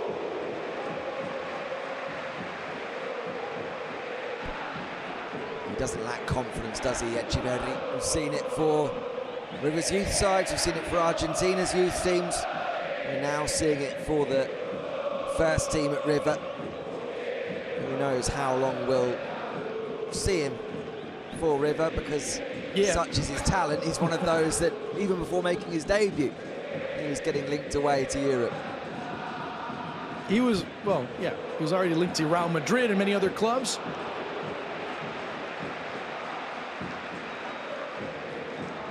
The last one I can remember that was kind of like that, well, Javier Mascherano. If you remember how he started, he hadn't debuted for River's first team yet. He had already had a national team call-up. Keep in mind, that was under Marcelo Bielsa, the tail end of Marcelo Bielsa's tenure.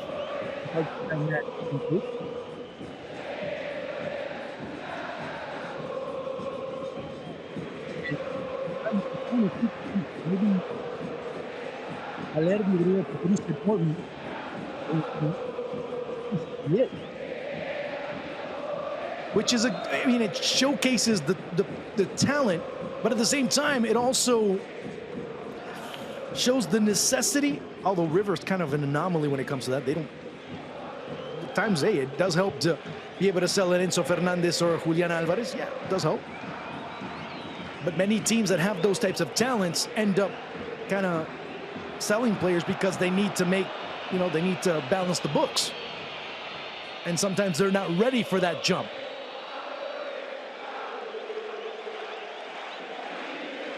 Yeah, you'd imagine River with the Enzo Fernandez windfall at the start of the year certainly won't find themselves in that position during this transfer window, and these supporters will certainly want to see a little bit more of the little devil, Echeverri.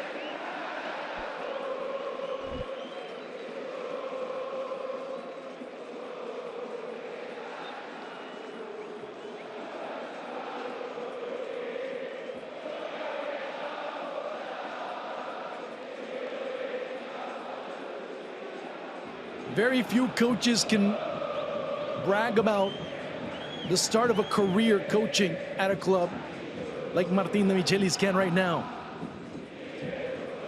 Now, the proverbial cherry on top could be put on that cake this coming weekend.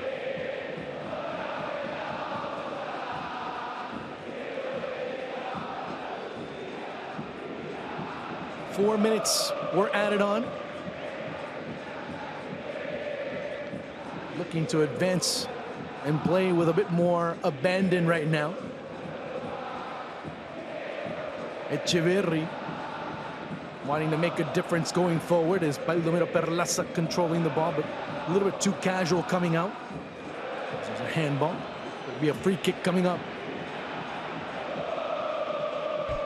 Echeverri's had a couple of those little breaks as he's tried to get beyond the Cologne back line, and for the second time isn't far away from a little ricochet that would see him through 1v1.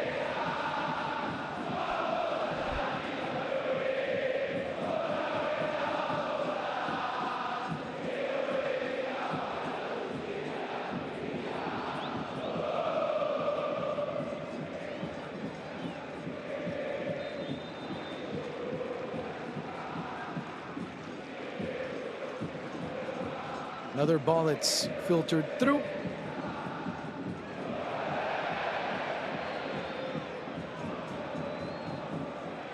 It just seems like River's players are magnetic towards the ball. Every ball that's cleared, it goes right to them. Perlaza. But Benitez gets in front of him and cuts off his path.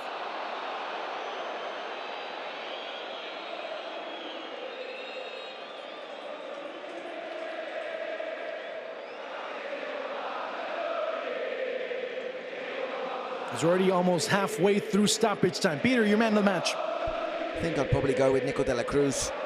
Gave us the opening goal with that stunning free kick, but I thought in that first half performance, he, along with Barco and Nacho Fernandez, really just were too much for Cologne to deal with.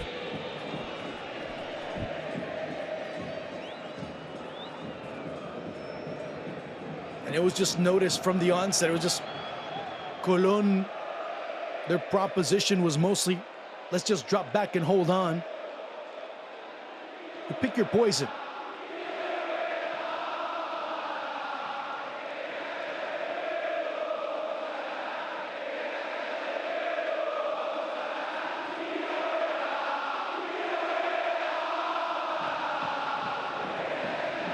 Chico has that ball cut off.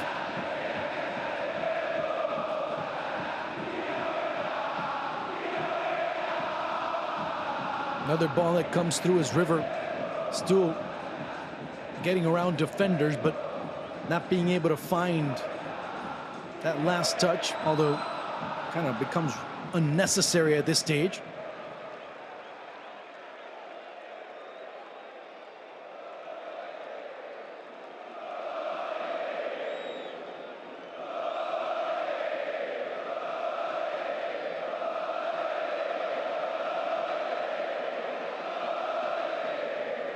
And River feeding off of the fans with every ole that comes raining down from the stadium. And, you know, the referee says, you know what, I'm done. I don't need to see more. And with a little less than 30 seconds left to come to the 4 minutes, he says, you know what, that's it. I don't need to see more. River convincingly and basically not getting out of second, maybe even third gear, win in convincing fashion against Colón and are one win away from another league title. Yeah, Nico Ramirez could have blown the whistle after 70 minutes. That's how long this one's been well and truly over. River Plate dominant once again here at the Monumental. And as you say, Juan closing in now, just one small step away from the LPF title. So with that in mind, Peter, it's been great. I'll talk to you very soon. Ladies and gentlemen, until next time, River come away with a 2-0 victory. Ciao! Thanks, Juan. Before we leave you, we'll take a look back at the highlights from this convincing win for River, a win that takes them 11 points clear at the top of the table from San Lorenzo. Talleres can close that slightly tomorrow as they take on Sarmiento, but with only 4 games remaining for River, they're almost there. Martín de Michelis almost has his first title as River boss. And once again, they were just frankly far too good for the visitors to the Monumental. 2-0 the scoreline on a very comfortable night in which you feel as though had River put the foot on the gas, it could have been even more. Nico de la Cruz and Lucas Beltran with the goals either side of half-time, concluding an easy night's work for the Millonarios. Supporters making their way out of the Monumental, once again going home very, very satisfied.